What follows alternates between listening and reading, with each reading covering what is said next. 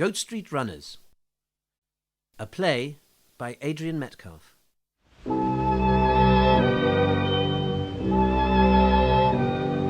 I can't pretend to be a great celebrity, but still I'm quite important in my way.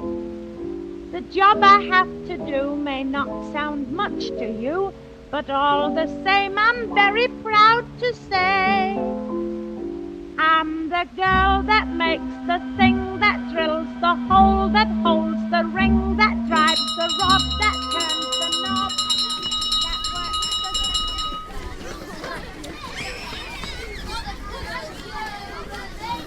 the... Hayden, I'm over here. Hello, love. What you get up to today, then? Oh, you know, stuff. How old's Gramps, ma'am? 83, why? Is he old enough to remember the war? Remember it? He never shuts up about it.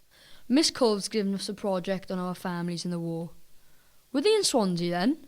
Born and bred, as he would say. Hey, it's his birthday tomorrow. Why don't you have a chat with him when you give him your present? Great idea. What am I getting him? It's a book on planes.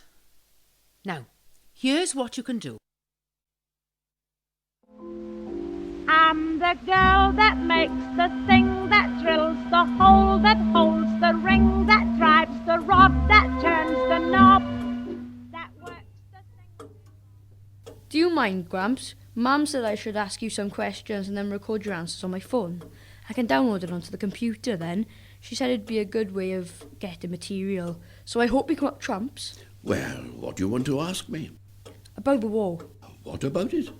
Well, you know, stuff. What you did, what he was like. I didn't do nothing. I was only your age. But my dad and your family, well, that's another story.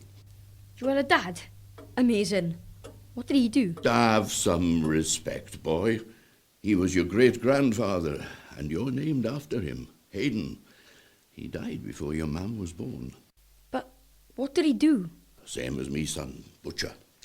At least during the day he was. What's that mean? He did something else at night. Was my great-grandfather Batman? Oh, it's brilliant. Well, I suppose he was in a way. At least he saved people's lives. He was in the ARP. What's that? Air Raid Personnel. What did they do? They warned when bombs were coming, helped the firemen and home guard, and some, like Dad and my sister Betty, did first aid. I've lost count of the number of people who thanked me when they found out who my dad was. I remember sitting behind the counter in the shop in Goat Street, watching Dad pull sausage meat out of the mincer and listening. Oh, Mr. Jenkins, thank you. You save us by night and day. Ta, babes. Goat Street? Where's that? Good God, boy, have you never heard of Goat Street? I think I'd better start at the beginning. Before the war, Swansea was a very different city. It wasn't a city for a start. All right, smarty. Behave yourself. It looked different, I should say. The people haven't changed much, mind.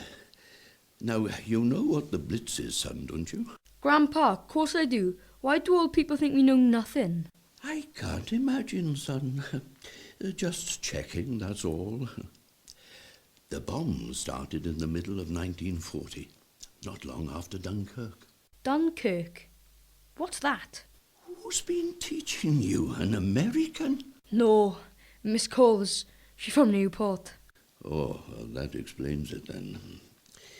Your great-granddad had been a soldier at the end of the Great War, and when the Germans started it all again, he volunteered straight away. It was easy to start with, but I don't think none of us expected what was coming. But the worst day of all, it was my birthday, that's how I remember. When was that? Now you're joking. February the 19th, Tup. No, Gramps, what year? Oh, I'm sorry. 1941. But it might as well have been yesterday. We lived in Goat Street, right in the middle of the town, not far from the castle. We lived on the top floor and Dad's shop was underneath us. and we had a stall in the market. Just like it's always been, Dad used to say. Right in the middle of it. I used to sit under the counter reading adverts and listening.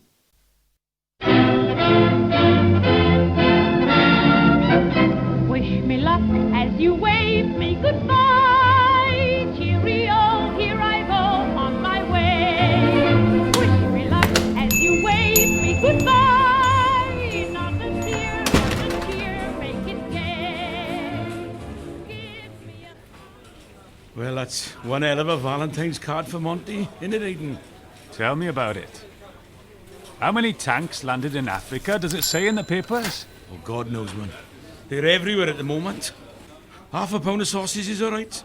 No problem, Vernon. At least I don't need no tickets, because I know you won't have them on you. I suppose you'll be out tonight? Reckon so, bet. Lieutenant Bladen says there's bound to be a big one soon. Portsmouth have had it already. France falling is done for us, I reckon. Why are you here anyway? What's wrong with Peggy? Everything all right? Don't panic. You know what can happen, man, especially at her age. It's nothing but... She's got a check-up today. I just thought I'd come and give my nephew his birthday card, didn't I? Get out your Tommy, son. I know you're behind that counter somewhere. Thanks, Uncle Vernon. What did you say about Monty? How's it going in Africa? What's the big one that's happening tonight? Never you mind, son. Just open you a present. Oh, Uncle Vernon! A Spitfire! That's brilliant! Did you make it? Course I did, man. God, you believe me, didn't you? Don't be daft. Billy's the one with the fingers, not me. He made it when he was waiting for the squadron to return. And get round to ours now.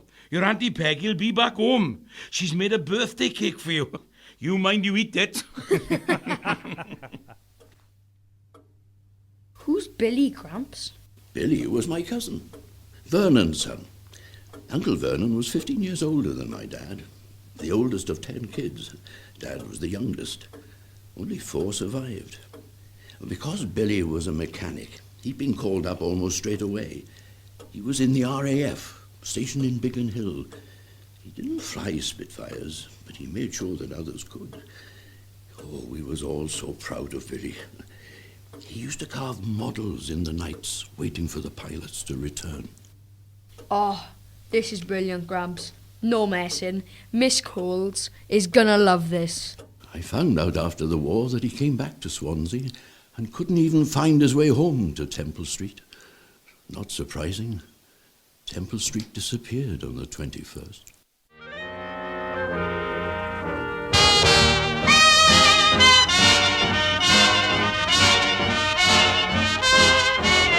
Got to accentuate the positive feeling, mine it to negative, latch on to the affirmative, don't mess with Mr. In Between, you got to spread. Tommy boy bach, penblwydd hapus I ti? That's happy birthday, Auntie Peggy, innit? Of course it is. I'll have you chatting away night into the dozen, you see that I don't. Auntie Peggy was Vernon's wife, see? She was from Kidwelly. Vernon had met her as a young man while he was convalescing in Carmarthenshire during the First War. She moved to Swansea with him to get married, but missed being able to speak Welsh. Peggy had become a bit like a mum to me after her Billy left and my mum died. But you've got to understand, Aidan, in them days, no one in Swansea spoke Welsh. It's not like today with TV channels and road signs and jobs for the boys and the like.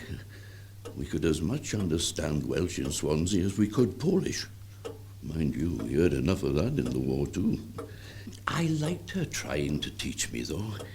It made me belong, I suppose. Did you like your present? Oh, yes, Auntie Peggy. It was brilliant. I'm going to be a pilot one day. You wait. What makes you say that, Cariad? 'Cause we'll be loaded then. 'Cause they owe lots of money, Winston Churchill says. You daft bugger. Did your Uncle Vernon tell you about the cake? He might have. Cheeky. Well, sit yourself down at the table and I'll fetch you a slice. Oh, What is it, Auntie Peg? Oh. You all right? Sit down. oh, it's nothing, love. Don't panic. Your new cousin's just letting me know that he's not going to be in there for long, that's all. Betty, your brother's home. It's time to cut the cake. There's another surprise for you, Tommy. I've asked some of your friends to come round. They'll be here now in a minute. Oh, Auntie Peg, thanks. You're fantastic. Oi, Betty, our cake's mine. Leave it alone. Well, I'm starving, aren't I? I've been waiting ages for you to come back. I've been up Sketty Park today. They were teaching us how to make bombs. It was amazing. We got these bottles. Now, what does a pretty girl like you want to be in uniform for? Hello, Vern. Dad. We all have to do our bit, Uncle Vern. Of course you do, love. I'll get it, love. It's probably your mates, Tommy. Oh, come in, Jim back. Cake's on the table. Thanks, Auntie Peg. Happy birthday, Tommy. Have some cake, and then we can go and play my new Spitfire. Look. Oh, that's brilliant. Can we go up to the park? There's loads of space there. Sorry, Jim, but Tommy won't be out tonight. Right. Well, let's all sing happy birthday. I'll teach you in Welsh. Pen blwydd hapus i ti. Pen blwydd hapus i ti. Pen blwydd hapus i Tommy. Yes, it. Pen blwydd hapus i ti. Hooray! Hooray! Hooray! Happy birthday, Tommy.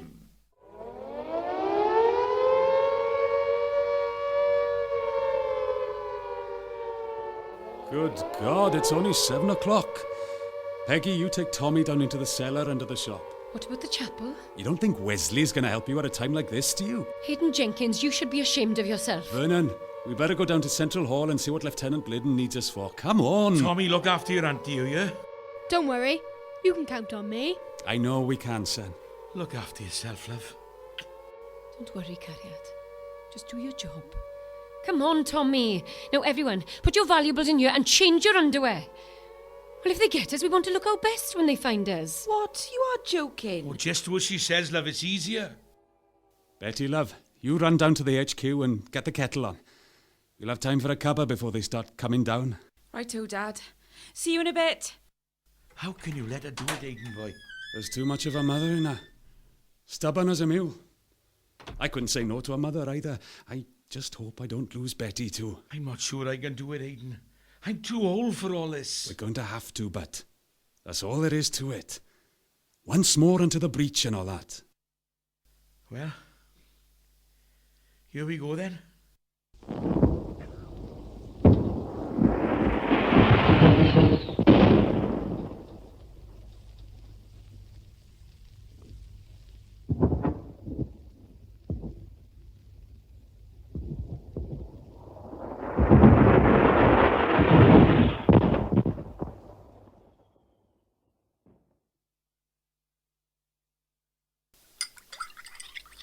What a night. Thank God they've gone for now. It's the worst night we've had so far. God, I could murder a fry up, but it's freezing out there too. Seems weird after how hot it was last night. It's unbelievable. Gower Street, Central Hall, Care Street, everything's been burning, Vern. What the hell can we do? Well, just keep at it. What else can we do? Where's Betty? She's down the shelter in Gower Street. There are so many houses gone, she's going to be there half the day telling everyone. She's so young, Vern. But she thinks she's immortal. Mr. Scott was telling me that she saved a man from bleeding to death last night. You're never going to die when you're a teenager. I met a couple of boys from the Mumbles last night. Said they'd come up to see what they could do. Ended up putting out fires in T.W. Thomas. Not bad for the Mumbles. You sticking around for the rest of the boys? Yeah, I said I'd make everyone a cuppa before writing my report. Well, don't worry about me. I'm going back to check on Peggy and the boy. Well, they're both still in one piece. Thank God.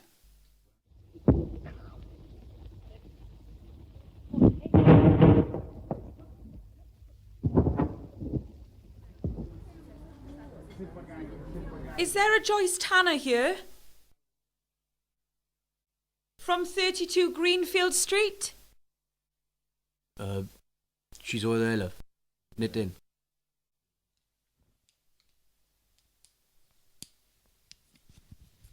Are you Mrs. Tanner?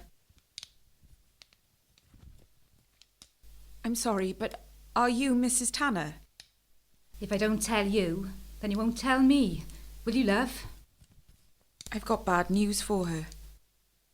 Well, why didn't you tell me? And when I see her, I'll pass it on. Don't know if I should, Mrs... Never you mind about that now, love. Just say what you got to say. It's number 32. It's gone. We found 4 bodies under what was the stairs. I thought they were sleeping, but my dad reckons the blast killed them.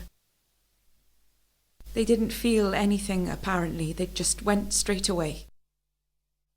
A man, a woman, and 2 baby girls. Thanks, Bibbs. I'm sorry you had to do that. You're too young for it. Your father should be ashamed of himself.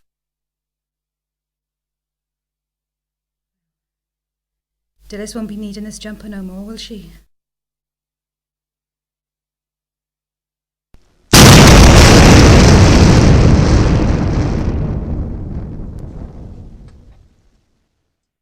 And then it just erupted. It was like a volcano. The firemen were just pouring water from the hoses all over it, but it wasn't doing any good.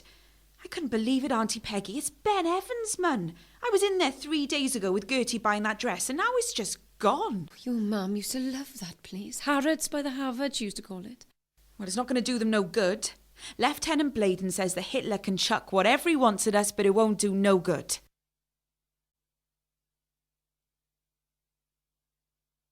I'm sorry, Auntie Peggy. Sorry, love? What for? It was so weird. I watched it all happen in slow motion. They all just gathered in the bay, droning like giant bees they were. And then one by one, they just came in. I don't think I'll ever forget that sound for the rest of my days. And then they just started dropping everything they had. That was when we really started work. And Peg, God forgive me, but it was brilliant. I know I shouldn't say it, but I was having fun. Running here and there, helping Dad and Vernon doing the first aid with Mr. Stiles. I didn't have time to think, I just did it. Mr. Stiles reckons I saved at least 2 people last night.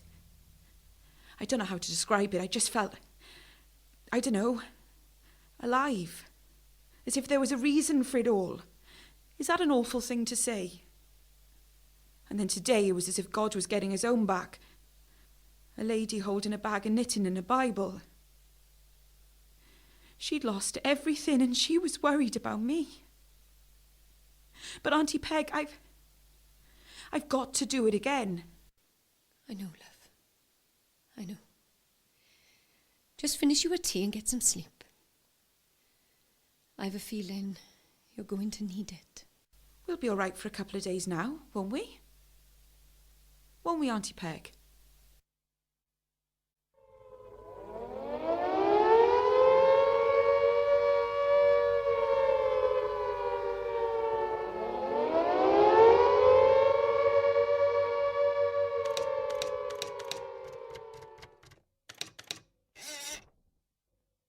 ARP report, 21st of February 1941. Commanding Officer Hayden Jenkins. The air raid siren sounded at 1950 hours on the evening of the 20th of February. Following the raids the night before, we were ill-prepared to face the barrage that evening. Within minutes, we received a message that flares were being dropped by enemy aircraft, and immediately we went out into the street to see what was happening. The whole of the team were now in action, as incendiaries fell on the castle area of Swansea. 3 bombs lodged on the roof of the wine shop in Gower Street. There was a fire in the window of one of the gentlemen's outfitters in College Street. Several fires outside the Central Hall, all dealt with by the picket. 2 civilians and a soldier were killed while sheltering in the door of a shop in Orchard Street. We then received news that Capel Goma was on fire on the inside, We relocated to said chapel and immediately saw that the situation was hopeless. I ordered the team to return to Central Hall. At this point, a high explosive bomb fell somewhere close to Capel Goma, resulting in debris from the walls and organ raining down on the entrance to Central Hall. By this time, 2100 hours, most of the premises on Orchard Street were on fire. Waterloo Street was a mass of fire from side to side. Gower Street was well ablaze, also College Street.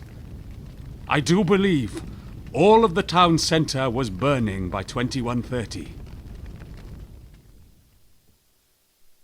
I realised we needed to muster at the bottom of High Street to coordinate things, but was unable to contact Lieutenant Bladen as telephone wires were down. This proved impossible. We needed to keep moving in order to not be burnt, so we moved along the Strand to Central Police Station to team up with the Home Guard. There was now a lull in the bombing, and more reports started to come through. 6 servicemen were killed defusing a bomb on Castle Street. Several firefighters and ARP men from the next team were killed when a bomb landed on a house in May Hill that was already burning. St. Mary's Church, our church, was completely destroyed. We now went back to Orchard Street and proceeded to Central Hall, only to find a roaring furnace. In Orchard Street, Warden Vernon Jenkins, myself and the rest of the party came across a firefighter hosing a building. He was exhausted. We took the hose from him to relieve him. At this point, we heard a bomb dropping, the last one of the evening. We ducked, and thankfully the bomb dropped on a building in High Street, Stone's wireless shop. Knowing that we had done all that was possible, I dismissed the party at approximately 5:30 a.m. Warden Elizabeth Jenkins was given the list of houses destroyed and casualties, and was instructed to go to the shelter in Gower Street to give the news.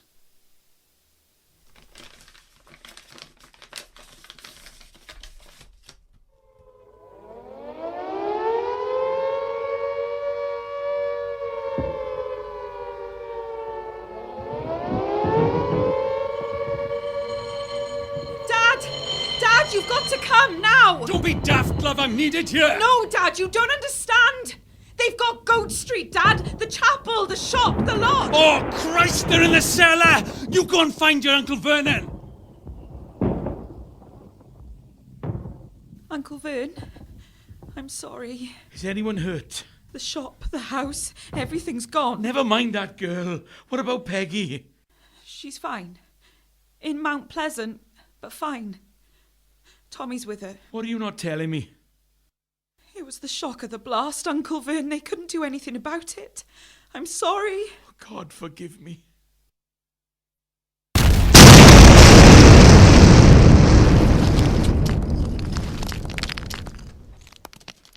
Just a few minutes, Mr. Jenkins. But she's had an awful shock. She does need to rest. Thank you, matron. I understand. I'm sorry, love. I'm so sorry I wasn't there. I should have been. You were doing what you had to do. But what about my family? I forgot what I had to do for them. What about that? I'm still here. And we can try again. Oh, I left the rings in the cellar. Of course, love. You just rest. You got the ring? I saved it, but what's the point? There's nothing left, man. The baby, house, everything. Swansea's dead. Don't say that, Bert. Everything. Don't. We're all here. We'll just have to build a new one, that's all. Vernon and Peggy had lost everything, except each other. And Billy came back after the war and told me he cried when he got to the castle. There was just nothing left. I read in the papers years later that the Germans flattened 41 acres on those 3 nights. Streets, shops, families never seen again. And they dropped 35,000 incendiary bombs on us. But it was afterwards that was difficult. I never saw Jim again. He went straight to the chapel. Over 200 people were in it when it was hit. Vernon moved out to Woinwen, just walked into a house that was empty. Nobody knew what had happened to the family that had been there. Perhaps they were in the chapel with Jim. My dad sent me to a farm in Kidwelly, Peggy's family's farm, and I learnt Welsh. Forgotten it now, of course. Dad and Betty stayed with Vernon for the rest of the war, but Dad had lost his shop. That's how he ended up in the Mumbles. Dad opened a butcher's down here in the middle of 41, walked to work every day and kept on watching all through the war. He never saw Dad's army, and you wouldn't get it, but I know he would have laughed if you had said to him, "Put that light out." Funny, really, because he, Uncle Vernon and Betty helped to keep it on in a way. Is there anything the matter, Grandpa? Because he, Uncle Vernon and Betty helped to keep it on in a way. And then my granddad came back to Mumbles and lived in the butcher's with his dad, my great-grandfather. Well done, Hayden. That was quite inspirational, wasn't it, children? Hang on a sec, miss. I haven't finished. Really? What else? I found this on the internet. It's about my family. I wanted very much to see this city, which has suffered by the malice of our assailants. I can see that it has had many of its fine buildings shattered and gutted, but I also see that it has not had the heart of its people cast down. The resolution of the British people is unconquerable. Neither sudden nor violent shocks, nor long, cold, tiring, provoking strains and lulls can or will alter our course.